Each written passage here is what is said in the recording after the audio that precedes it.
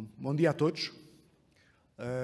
Muito obrigado ao Negócios por este convite, pela iniciativa. Parabéns também. Eu tenho 15 minutos para falar. Não vou usar a apresentação. Achei melhor poder transmitir aquilo que eu quero durante os 15 minutos sem nenhum material gráfico.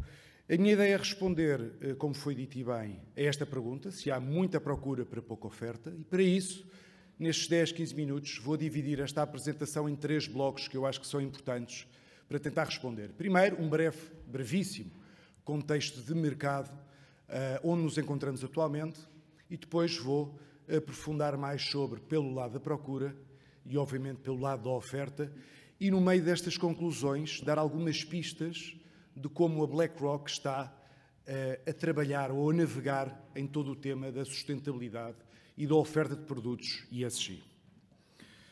Como disse, 2022 começou por ser um ano marcado pela invasão russa, o que fez despoltar preocupações geopolíticas e a pôr em causa a globalização tal e como a conhecíamos. Por um lado, somos mais atentos a estas conexões geopolíticas e às nossas próprias fragilidades, depois de um período de relativa paz nos últimos 30 anos.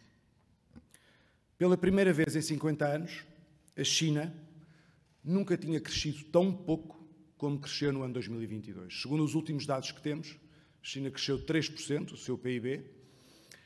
Isto é um número que relativamente alto para os nossos standards, inclusive americanos, se quisermos dizer, mas para a China ficou aquém, bastante aquém, do seu objetivo de longo prazo de crescer pelo menos 6% por ano. Para 2023, a BlackRock pensa que pode ser um ano de revitalização da economia chinesa uma vez mais e pensamos que vai voltar já em 2023 estas taxas de crescimento que estávamos habituados dos últimos 50 anos e, portanto, ao fazendo por isso, a China como o motor do crescimento económico mundial neste ano. Em termos de transição energética, 2022 pôs foco na segurança energética da Europa, pela dependência que tem de matérias-primas da Rússia e, obviamente, que a preocupação foi crescente. Houve também uma transição nas políticas dos bancos centrais, onde passámos por um período de deflação para um período de inflação e onde os bancos centrais adotaram políticas agressivas raramente vistas nas últimas décadas. Portanto, o caso da Reserva Federal Americana é um caso muito particular, onde vimos subidas de 75 pontos básicos por 4 vezes consecutivas. Há também uma maior polarização nas democracias, e há bocado falávamos disso com alguns de vocês no pequeno almoço, onde os extremos ganham cada vez mais força, tanto no Reino Unido como em Itália, mais recentemente como no Brasil. Há uma óbvia volatilidade nos mercados financeiros, fenómeno raramente visto nas últimas décadas, onde as duas principais classes de ativos, tanto obrigações como ações, tiveram caídas abruptas em 2022, com perdas de 20 e poucos por cento num caso, de 16% a 18% no outro. Portanto, houve, em 2022, pouco sítio onde os investidores pudessem ter escondido ou protegido as suas carteiras de investimento. E, por fim, chegamos ao 3º aniversário do Covid, onde estamos a adotar maneiras completamente diferentes de viver e de trabalhar. De tudo isto que eu acabo de comentar, e pelas conversas que tenho tido com investidores, não só portugueses, mas espanhóis e de outros países da Europa, há um tema que se sobressai, tendo em conta as previsões dos próximos anos e próximas décadas, que é a sustentabilidade. É o tema central nas conversas que eu tenho tido, que a BlackRock tem tido à volta do mundo. Os investidores querem perceber como se podem preparar para o risco climático e, principalmente, como podem capturar esta grandíssima oportunidade de investimento que vamos ter nas próximas décadas. Apesar do mundo ter mudado, o objetivo do investidor mantém-se o mesmo. Seja ele rentabilidade dos meus investimentos de curto prazo para comprar um carro, de longo prazo para assegurar a minha reforma, seja a procura constante de diversificação de fontes de rentabilidade, ou seja apenas o facto de eu querer ter rentabilidade dos meus produtos para superarem taxas de juros e inflação algo indexante. Numa palavra, o que os investidores querem, vão continuar a querer e sempre quiseram, é rentabilidade. Em alguns casos, segurança. E no mundo ideal, sempre que puderem aliar rentabilidade e segurança aos seus valores pessoais, tanto melhor. A BlackRock, como gestora de ativos, fiduciária com os nossos clientes, ou seja, o que eu quero dizer com isto, nós não gerimos, nem temos dinheiro para gerir a nossa carteira de investimentos.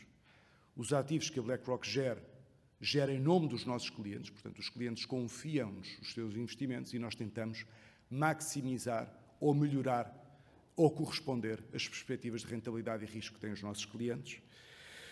Estamos na interseção entre, por um lado, os detentores de capital e os mercados financeiros. Com os detentores de capital a darem ou a confiarem em nós dinheiro para investir em produtos, o que nós temos que fazer, ou o que nós fazemos, é, obviamente, selecionar aquelas empresas, em termos de dívida, em termos de ações, que melhor possam corresponder aos objetivos de cada investidor. Portanto, somos completamente fiduciários neste sentido e o nosso objetivo e propósito é assegurar esse bem-estar financeiro para os investidores que confiam dinheiro connosco. E é por isto que numa das cartas anuais do Larry Fink, que é o fundador, CEO da empresa desde que foi fundada no ano de 88, ele escreveu e que dizia várias coisas que eu considero importante trazer hoje. Aconselho a quem não leu a ler as cartas dos últimos anos, porque acho que, de facto, são cartas interessantes. Mas apenas para trazer aqui 3 conclusões sobre sustentabilidade, que é o tema que nos traz hoje. A BlackRock não se centra no tema da sustentabilidade porque somos ecologistas ativistas. Nós centramos no tema da sustentabilidade de uma maneira, se queremos dizer ou chamar, mais capitalista, porque achamos que no mundo onde estamos, aquelas empresas que melhor preparadas estejam para encarar os desafios do futuro, vão ser aquelas empresas que melhor desempenho vão ter na revalorização do preço das suas ações e das suas obrigações. Este é um ponto que eu acho que é fundamental. Portanto, há um ponto não ativista ou ecologista, mas sim um ponto financeiro, diria quase capitalista, detrás desta ambição. Nota número 2. Isto quer dizer que a nossa missão é corresponder com as necessidades dos investimentos dos nossos clientes e, ao mesmo tempo, e isto é muito importante, dar alternativas aos investidores, sejam elas mais verdes, menos verdes ou mais castanhas.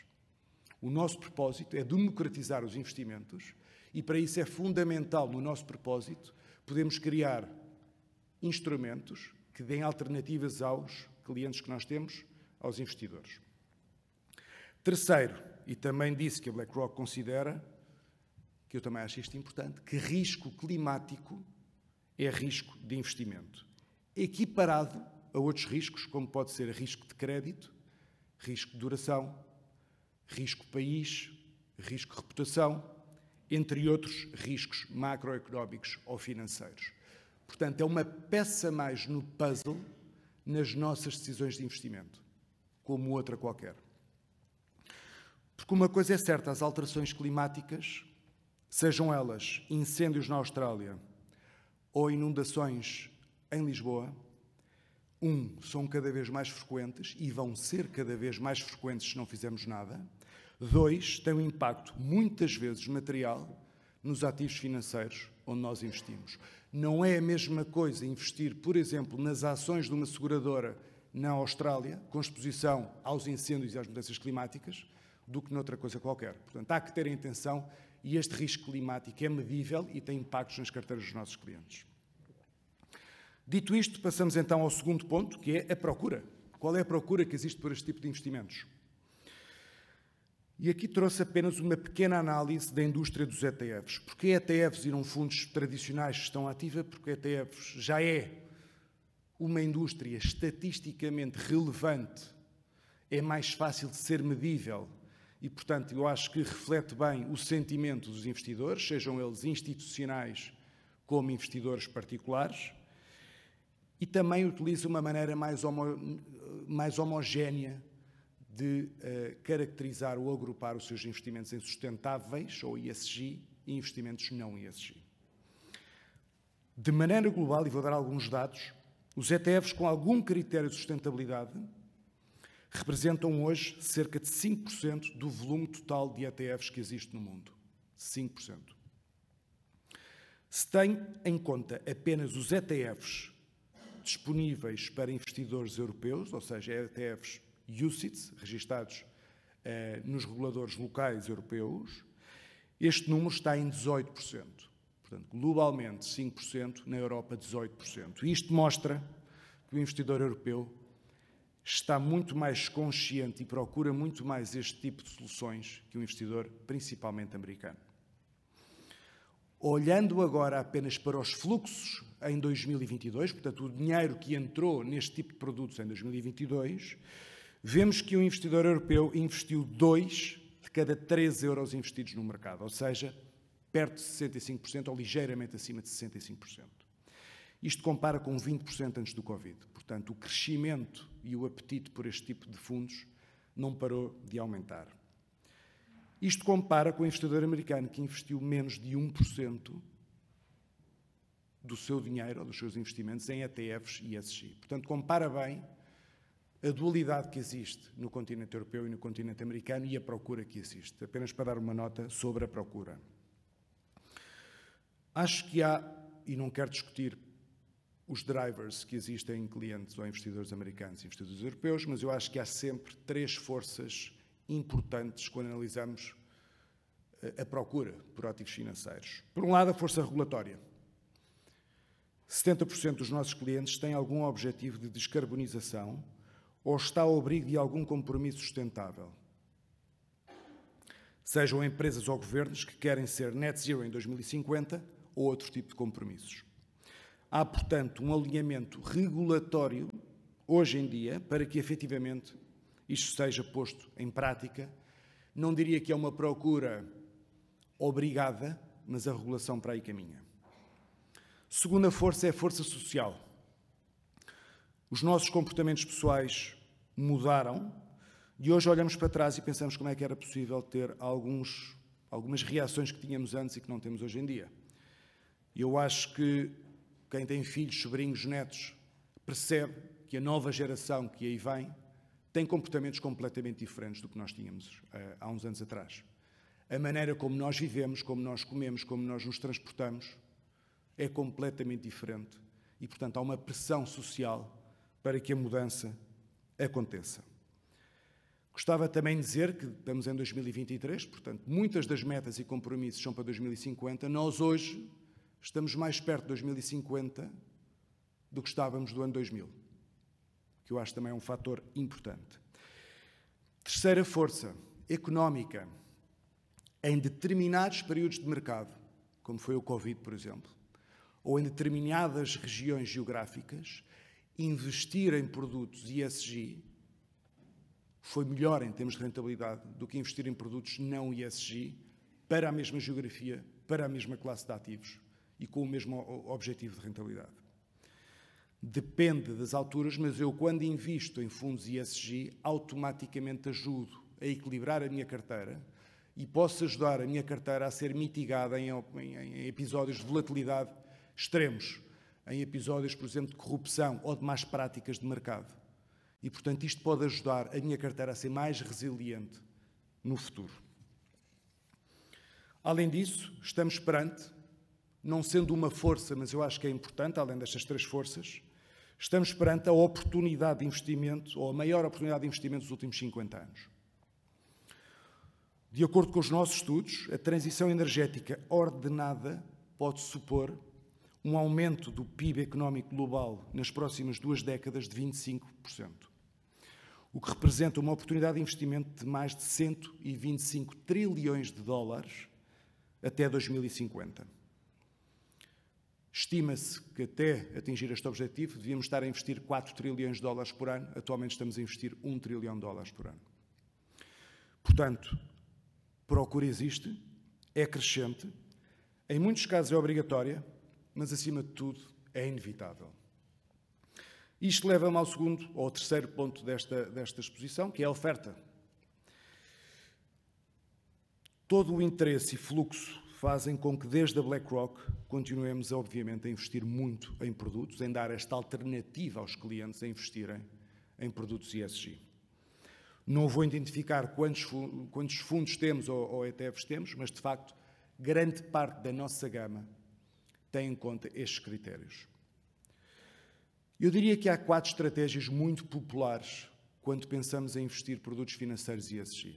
Há a primeira, que é a mais conhecida por todos, que não é nova, nasceu à volta dos anos 60, 70, quando algumas instituições religiosas nos atribuíam dinheiro às gestoras de ativos com alguns critérios muito específicos. Exclusões de setores controversos.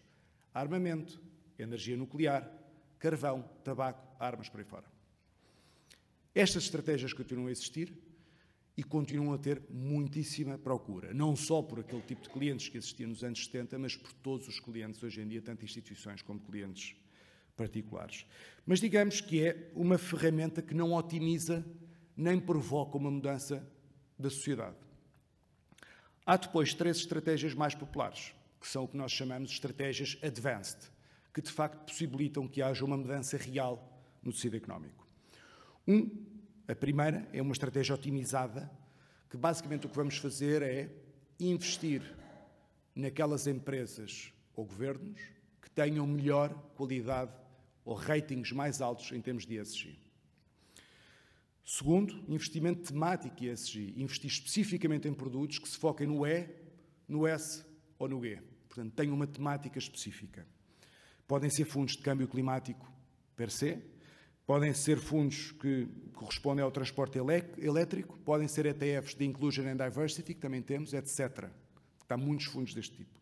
E, por último, que é onde nós achamos que a sociedade vai caminhar, o apetite vai começar a haver, são estratégias de impacto. Estratégias que tenham um impacto positivo na economia e estratégias que sejam materiais adicionais à economia e sejam principalmente, e muito importante, medíveis. Dito isto, a BlackRock está comprometida em vários temas em relação à sustentabilidade, mas destaco 2, que já falei. Rentabilidade e, por isso, a incorporação dos nossos processos de investimento, esses riscos e oportunidades com o objetivo de aumentar os retornos ajustados ao risco, exatamente da mesma maneira que fazemos com outros riscos, como o risco de crédito, risco de duração e aqueles que eu referi. Portanto, este é o ponto fundamental. E utilizar sustentabilidade como uma ferramenta a mais de obter maior rentabilidade para os nossos clientes. E segundo, que os clientes têm visões diferentes sobre como querem adotar a sua carteira de investimento sustentável. E a missão da BlackRock é, de facto, também democratizar este tipo de investimentos, mas possibilitar a oferta no nosso leque de produtos. Sejam eles, como disse, azul escuro, azul claro, castanho, a cor que seja. Queria apenas acabar, porque sei que passou o tempo, por dizer que a BlackRock, como investidor global, está investida em todo o espectro de empresas energéticas, desde renováveis até players mais tradicionais de oil and gas, e achamos que empresas que são carbon intensive jogam um papel crucial na economia para ajudar a uma transição ordenada. Para responder à pergunta de uma maneira direta, acho que existe oferta suficiente para a procura e, sem dúvida, que, à medida que a procura aumente, vão haver empresas como a BlackRock a lançarem produtos para essas necessidades. Muito obrigado.